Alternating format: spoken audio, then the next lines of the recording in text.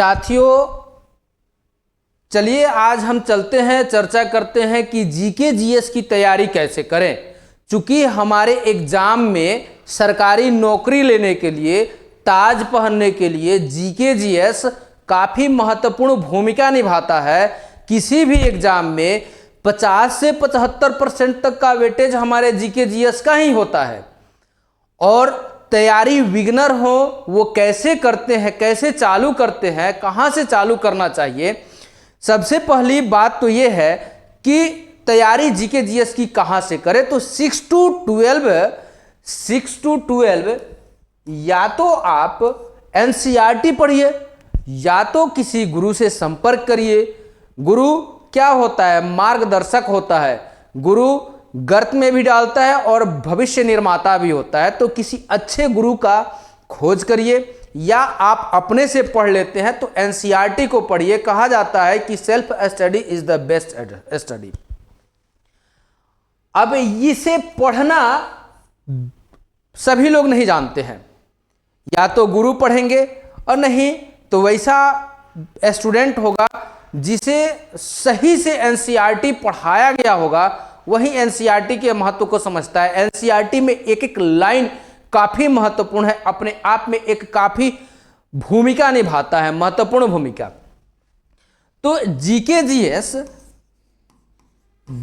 GS जो है यह इसका वेटेज कितना होता है? 50 से 75% तक इसकी भूमिका होती है।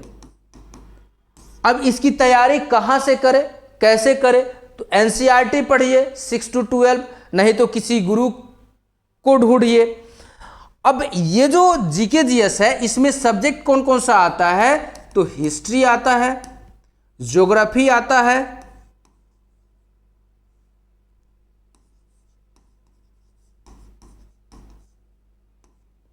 पॉलिटी आता है।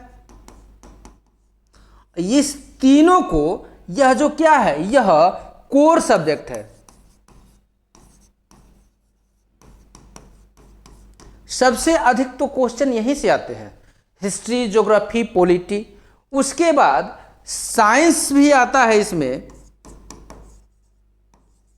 साइंस से क्वेश्चन जो एस्थेटिक जीके होता है, एस्थेटिक जीके के तरीके का क्वेश्चन बनता है। जैसे जो हम लोग अपने दैनिक जीवन में प्रतिदिन देखते हैं, घर में जो देखते हैं, एसी हो गया, फ्रिज हो गया, लाइट हो गया, वहाँ से क्वेश्चन बनता है। जो हम लोग दवा यूज करते हैं बीमारी में, उस दवा से भी कुछ क्वेश्चन बन जाता है।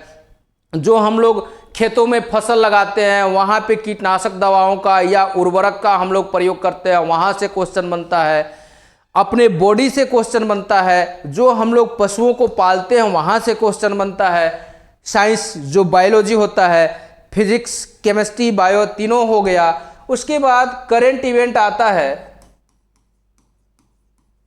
करंट जब भी एग्जाम देने जाइए उसके 6 मंथ पहले का करंट आप देख लीजिए, वहां से क्वेश्चन बनने की प्रबल संभावना रहती है। और वहां से यदि आप 6 महीने का क्वेश्चन देख लेते हैं तो क्वेश्चन नहीं छूटेगा।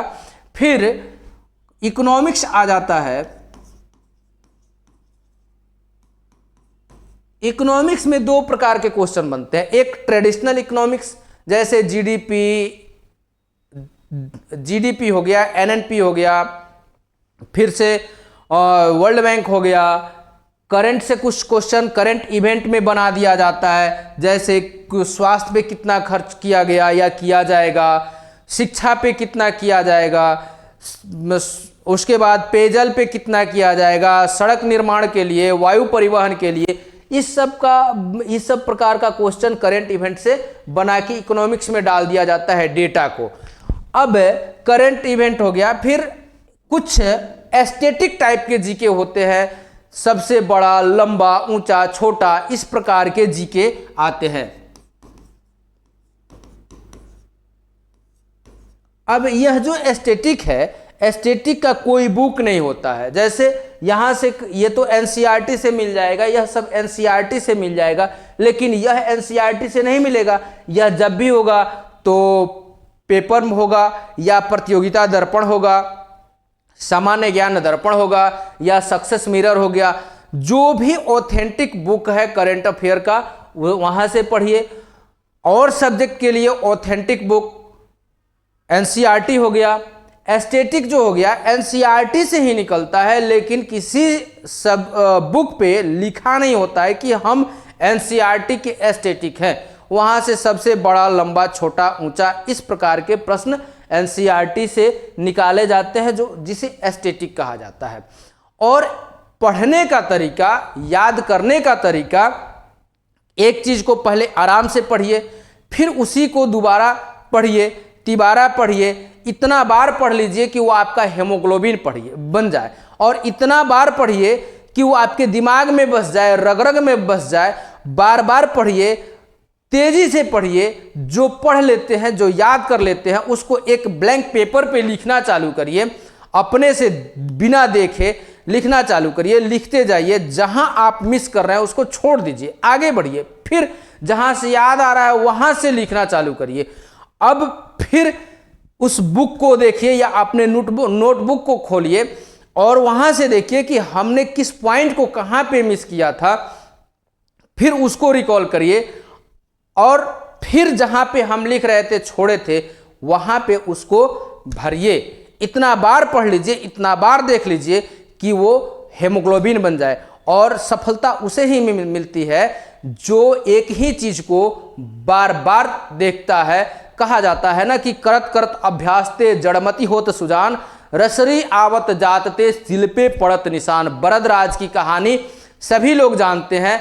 एक रस्सी से अगर पत्थर पे निशान पड़ सकता है तो एक किताब से और आपका एक हौसला से आपका रिजल्ट क्या, आपका मेरिट क्यों नहीं बन सकता है। ये रहा जीके जीएस पढ़ने का और याद करने का तरीका नहीं, बल्कि मेरिट लाने का तरीका।